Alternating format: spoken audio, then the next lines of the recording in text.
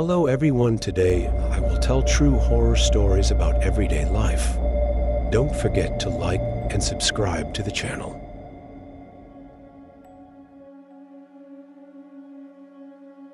I had been planning this hike for weeks. A solo adventure through the dense forests of Blackwood. Ridge was exactly what I needed to clear my mind. The trail was known to be challenging, but that was part of the allure. I wanted to push myself, to feel the burn in my legs and the cold air in my lungs. The morning I set out was crisp, the sun barely piercing through the thick canopy above. The trailhead was empty, as I had expected. Most people avoided Blackwood Ridge, especially in late autumn. The leaves were already starting to fall, and the trees, stripped of their vibrant colors, seemed skeletal and foreboding. I was about 4 hours in when I first noticed something strange. The forest had gone silent. No birds, no rustling leaves, nothing. Just the sound of my boots crunching on the dry ground. I stopped for a moment to take a drink and get my bearings. That's when I saw a figure standing just off the trail, half hidden behind a tree. "Hello," I called out, feeling a strange mix of curiosity and unease. The figure didn't move. It was a man, or at least I thought it was. He was dressed in old, tattered clothing, his face obscured by shadows. I took a step closer, but he seemed to melt back into the trees, disappearing as if he had never been there at all. I shook it off, telling myself it was just my imagination. The forest could play tricks on you when you were alone. I continued hiking, but the encounter left me with a lingering sense of dread. As the day wore on, the trail became harder to follow. The markers that had been so clear earlier were now few and far between, almost as if someone had deliberately removed them. The sun was sinking lower, and the shadows grew longer, darker. I decided to set up camp for the night, not wanting to risk getting lost in the dark. As I gathered wood for a fire, I heard a sound behind me, a low, guttural growl. I spun around, but there was nothing there. My heart was pounding, and I felt the hairs on the back of my neck stand up. I forced myself to stay calm, convincing myself it was just an animal, maybe a wolf or a coyote. I had a knife and some bear spray. I could handle it, but as night fell, the feeling of being watched grew stronger. Every snap of a twig, every rustle in the underbrush sent my heart racing. I barely slept that night. The wind howled through the trees, sounding almost like whispers. Voices carried on the breeze.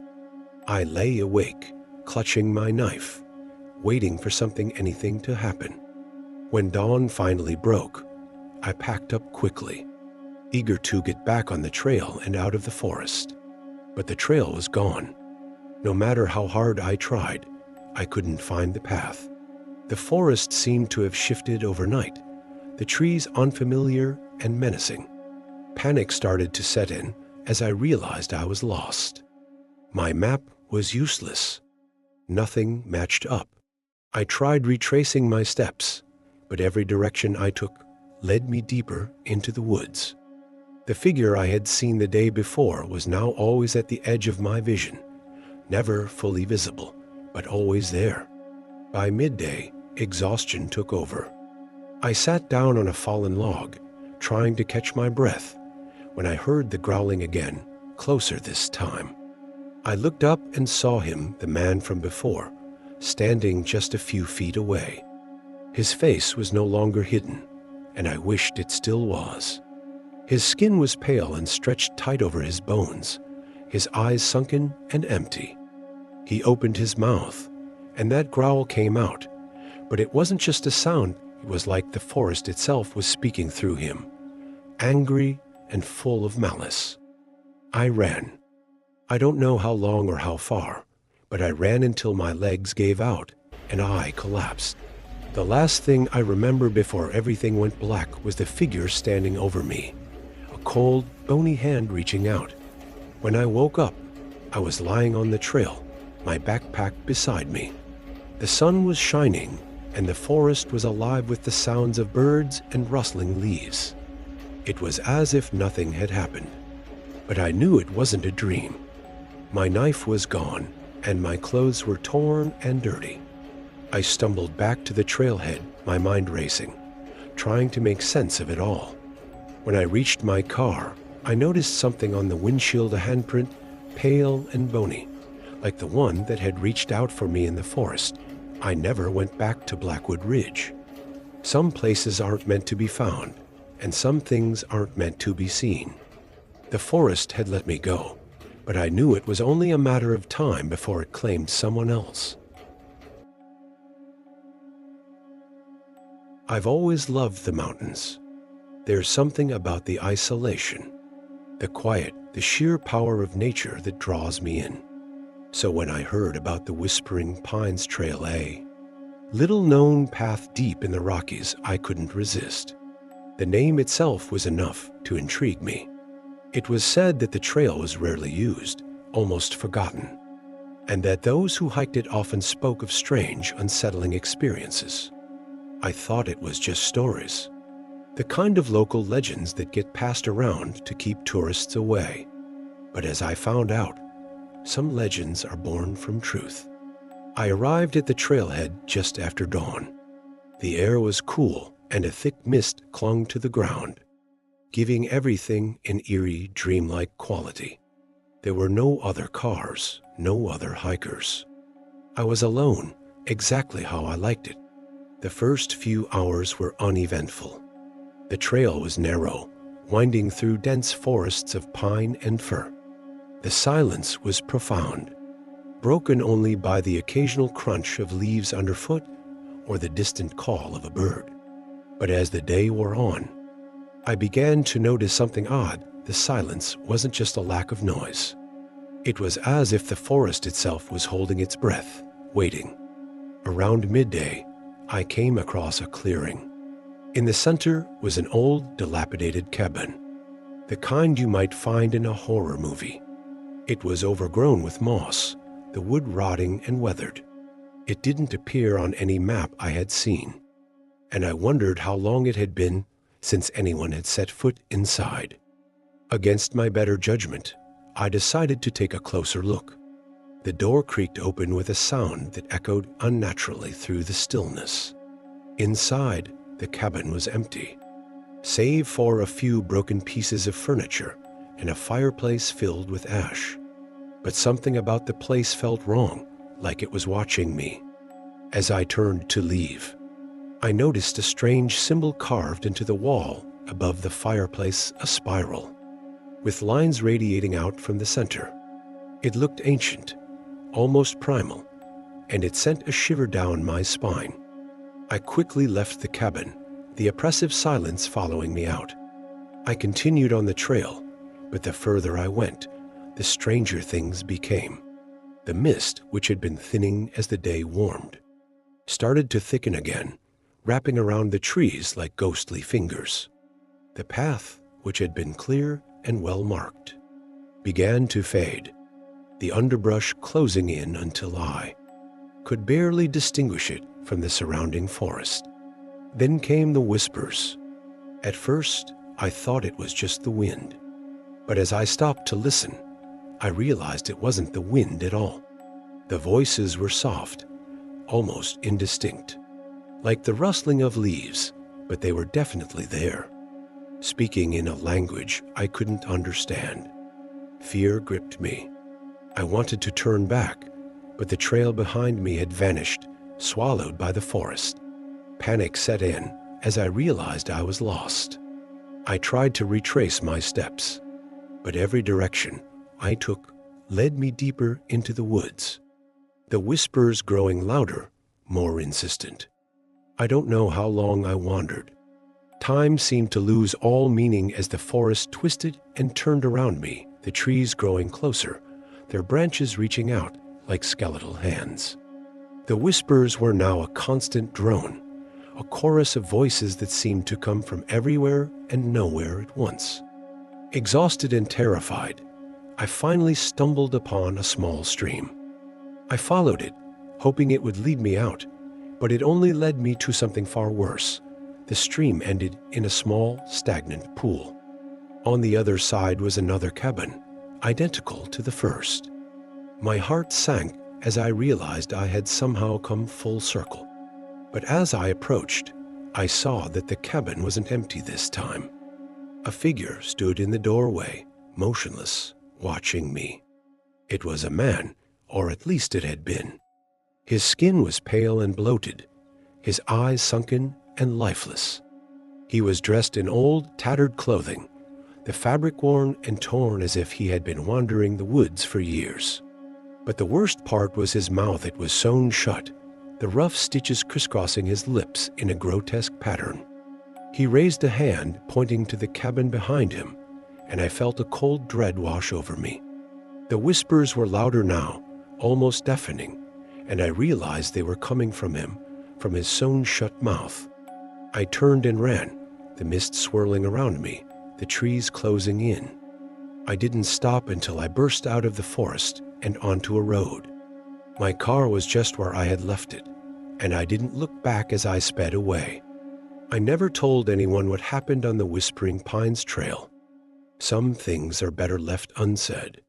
But I still hear the whispers sometimes, late at night when the world is quiet and still. And I know that whatever it was in that forest, it hasn't forgotten me. Hiking had always been my escape, a way to disconnect from the daily grind and lose myself in nature. So when my friend, Mark, suggested we tackle the Devil's Peak Trail, a challenging, less traveled path known for its stunning views, I didn't hesitate to agree. I had heard the stories about the trail, how it was supposedly cursed, but I didn't believe in that kind of thing. To me, it was just another adventure. We set out early in the morning, the air crisp and the sky clear. The trail was steep and rocky, winding its way up through dense forest. The higher we climbed, the more the landscape opened up, offering breathtaking vistas of the surrounding mountains. Mark and I were in good spirits, joking and laughing as we pushed each other to keep going. By the time we reached the midway point, the sun was high in the sky, and we stopped for a break. There was a small clearing with a weathered wooden sign that read, "The Last Ascent." It marked the point where the trail became significantly more difficult, almost vertical in some places. But we were experienced hikers, and we weren't about to turn back. We started the final leg of our journey, the trail becoming more treacherous with each step. The wind picked up, howling through the trees, and the temperature seemed to drop suddenly. The higher we climbed, the more I felt an unease settling over me, like a weight pressing down on my chest. Mark seemed to feel it too, his usual chatter fading into silence. The trail narrowed as we approached the summit, the ground beneath our feet loose and unstable. Then, as we rounded a sharp bend, we saw it a small stone hut, perched precariously on the edge of the cliff. It looked ancient, the stones worn smooth by time, and it was completely out of place, like it had been forgotten by the world. Mark wanted to check it out, but I had a bad feeling about it. Something about the hut felt wrong, like it didn't belong there, or like it was waiting for us. But Mark was insistent, so we approached cautiously. The door to the hut was slightly ajar, creaking as Mark pushed it open. Inside, it was dark and musty, the air thick with the smell of damp earth. There was nothing in the room except for a single, old-fashioned lantern hanging from a hook on the wall. Mark stepped inside, but I hesitated at the threshold. "Come on, it's just a hut," Mark said, his voice echoing unnaturally in the small space. But something held me back. As I stood there, I noticed something odd. There were no windows, and yet a faint light seemed to seep from the cracks in the stone walls. A sickly, unnatural glow. My stomach twisted and I told Mark we should leave. But he was already inspecting the lantern, muttering something under his breath. Suddenly, the door slammed shut behind him with a force that shook the hut. I lunged forward, trying to open it, but it wouldn't budge. Mark's voice came from inside, muffled and frantic. He was shouting, but I couldn't make out the words. I pounded on the door, shouting his name, but there was no response. Then, just as quickly as it had slammed shut, the door swung open, nearly throwing me off balance. The hut was empty. Mark was gone. I staggered inside, my heart racing. There was no sign of him, no footprints, no disturbance in the dust on the floor. It was as if he had simply vanished.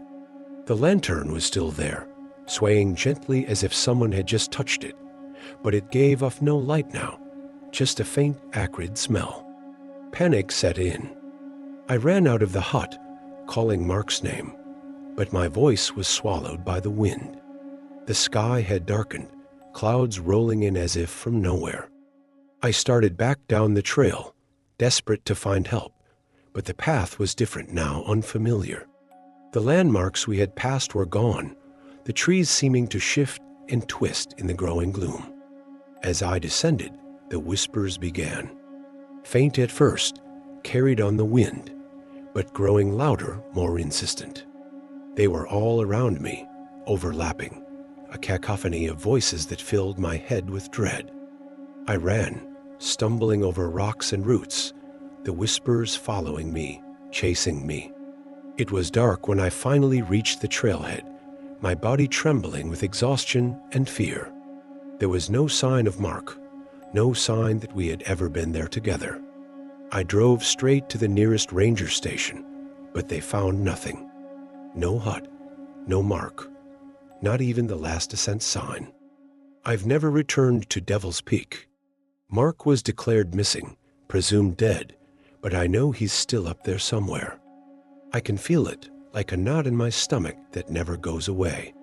Sometimes in the dead of night, I still hear those whispers calling me back. But I won't go. I can't, because I know that if I do, I'll never come back either. There's a place deep in the woods, where the trees grow so close together that sunlight barely touches the ground. Locals call it the Hollow, and they avoid it like the plague. But when my friend Claire suggested we go there for a weekend hike, I shrugged off the warnings. After all, it was just a bunch of old stories, right? We arrived early Saturday morning, the air thick with the scent of pine and damp earth. The trail leading into the hollow was overgrown, as if it hadn't been used in years. But Claire and I were seasoned hikers, and we were up for the challenge. The first hour or so was uneventful. We moved quickly through the forest, the trees around us growing denser with every step. The deeper we went, the quieter it became. No birds, no rustling leaves, just the sound of our boots crunching on the forest floor. By midday, the sun was directly overhead, but in the hollow, it was as if twilight had settled in. The shadows were long, and the air felt heavy, almost oppressive. Claire was ahead of me, her usual chatter replaced by a tense silence. I could tell she was starting to feel it too, that sense of being watched, of something just out of sight. We stopped for a break near a large, moss-covered rock. The forest around us was eerily still, the kind of stillness that gets under your skin. Claire looked at me, her eyes wide with unease. "Do you feel that?" she asked, her voice barely above a whisper. I nodded, not trusting myself to speak. The air had changed, it was colder, and there was a faint smell like something rotting.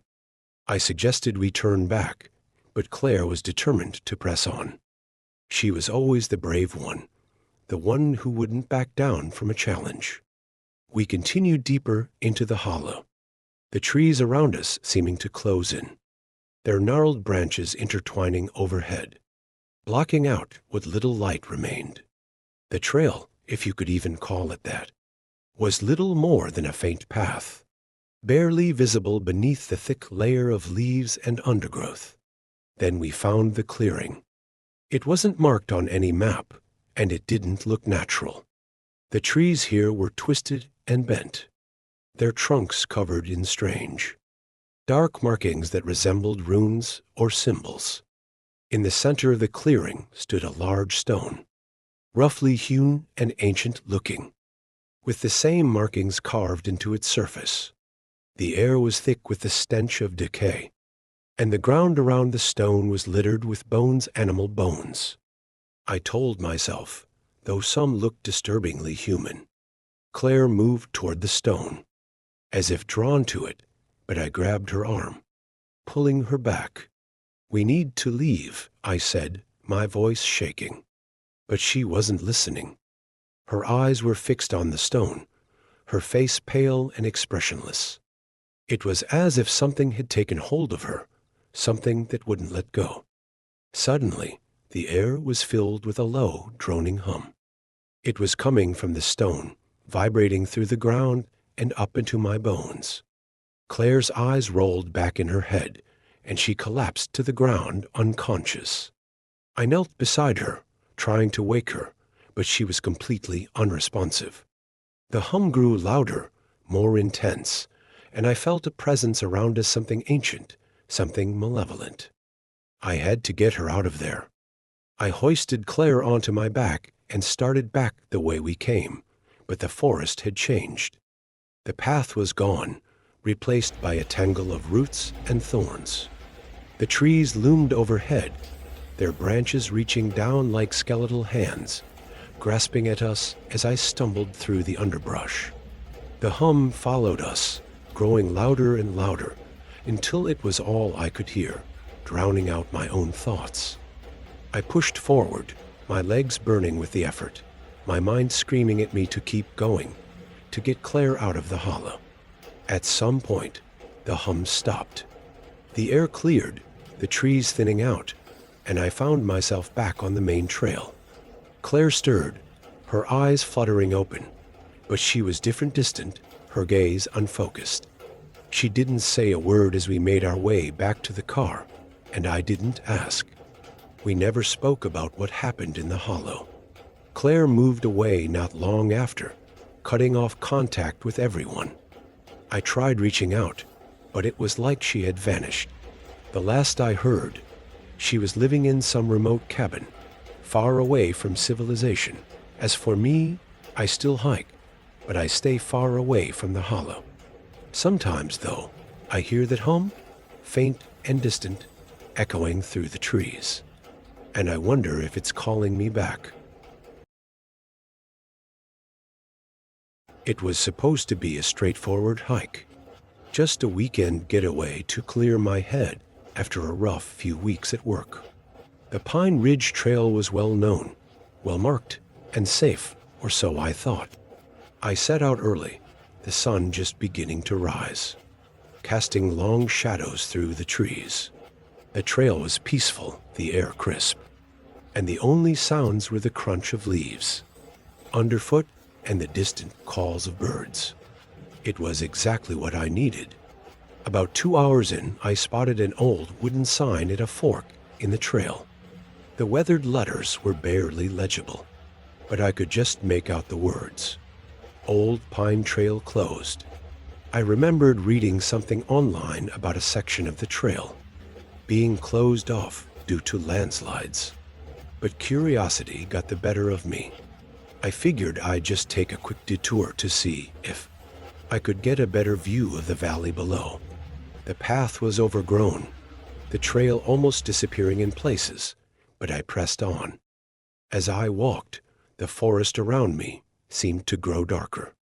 Even though the sun was still high in the sky, the trees were thicker here, their twisted branches forming a dense canopy that blocked out most of the light. It felt as if I had stepped into another world, one forgotten by time. The further I went, the more uneasy I became. The forest was too quiet, the kind of silence that weighs heavily on your chest, making it hard to breathe. There was no birdsong, no rustling leaves, just an oppressive stillness that seemed to close in around me. I was about to turn back when I saw him, a man standing a little way down the trail. He was tall, with a gaunt face and hollow eyes that seemed to stare right through me. His clothes were old, tattered, like he'd been wandering the forest for years. "Hey," I called out, but he didn't respond. He just stood there, watching me. Something about him sent a chill down my spine, but I told myself it was just nerves. Maybe he was a lost hiker or someone camping nearby. I took a step toward him, and that's when he spoke. "Don't go any further," he said. His voice low and hoarse, as if he hadn't used it in a long time. "Turn back now." His words froze me in place. There was something in his tone and urgency, a fear that made my skin crawl.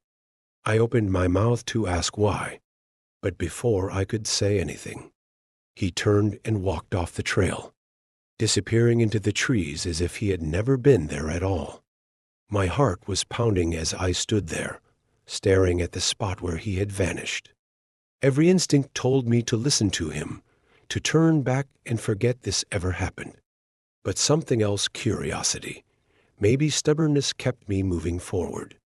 The trail became even more treacherous, the ground uneven and slippery with moss. The trees seemed to close in around me, their branches reaching out like skeletal hands.